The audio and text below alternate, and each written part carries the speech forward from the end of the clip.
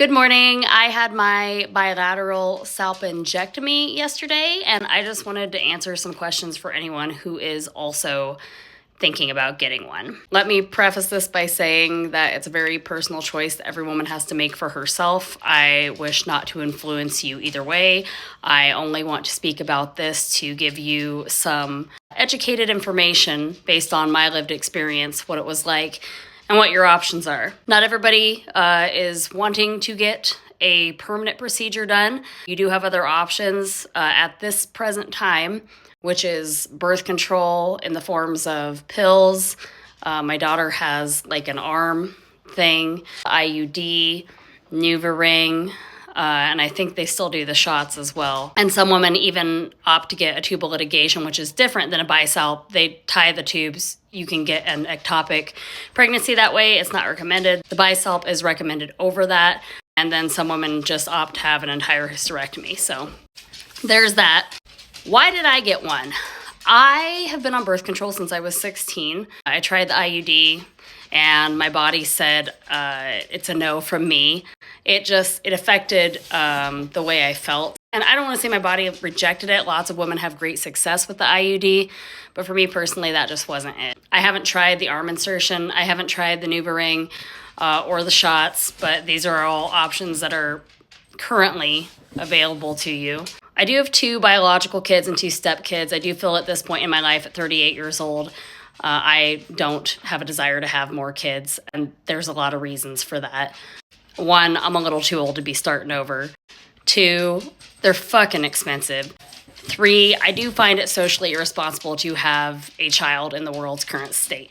Even if you don't look at the economics that are going on right now, climate change is a direct threat to humanity. I know a lot of people don't want to hear that, but that is the truth. Many reasons for the decline in birth rate, but I would assume that all of that is one of them. So for me personally, this was the right choice. There are lots of women out there much younger than me who don't have kids making this choice for themselves, and to each their own. Do I have regrets? On November 6th, I immediately made an appointment to have a consult on this. I didn't like that legislation was talking about banning birth control a couple of years ago, and I don't like that they're talking about banning it now. And women can say that they're not talking about banning it. They are.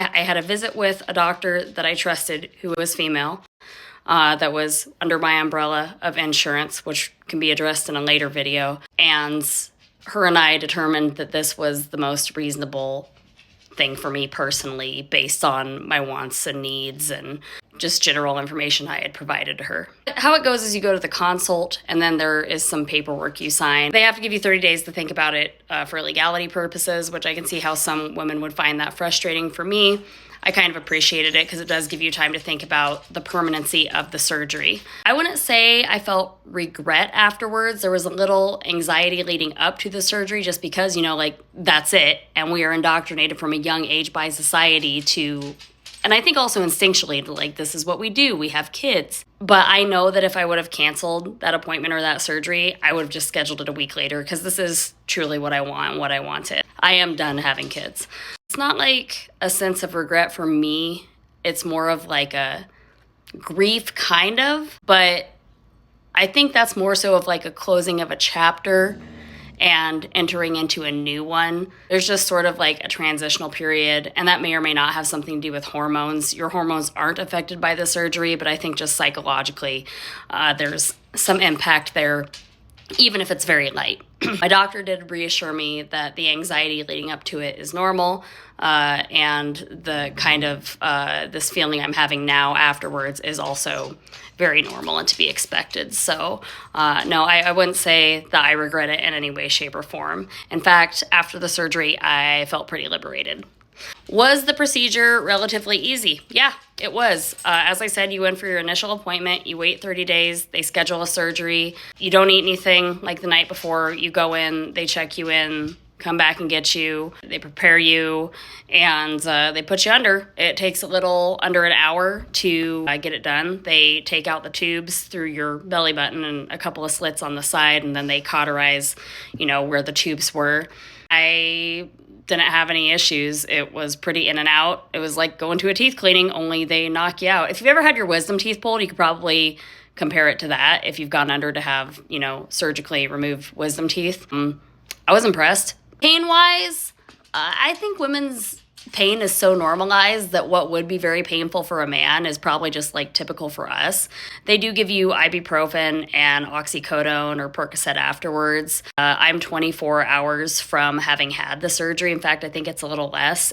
And yeah, yesterday I was wanting to lay down with some cupcakes, but today, I'm up and moving around. You're not supposed to lift anything that first week. You do need to kind of take it easy, but I feel the same, and I'll be doing a follow-up video a month from now and then a year from now so that I can reference, what you can expect.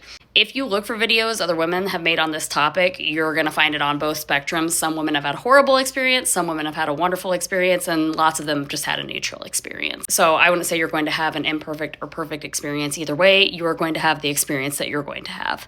So make sure that you practice your critical thinking ability to the best of your ability to make an informed decision on whether or not you want to do this.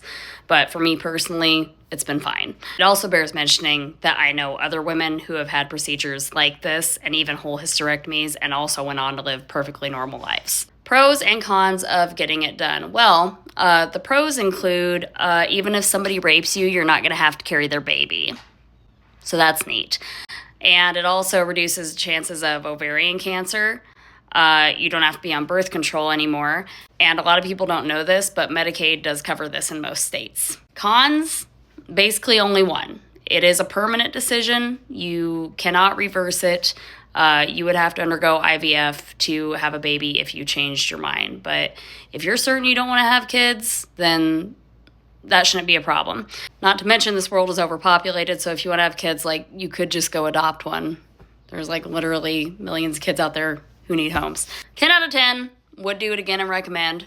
The only backlash I've faced is from angry white men who nobody wants to procreate with. So that's all the more reason to reaffirm my decision. And if you have any additional questions, let me know. I'd be happy to answer them to the best of my ability. And this is the best form of protest that we have right now, ladies.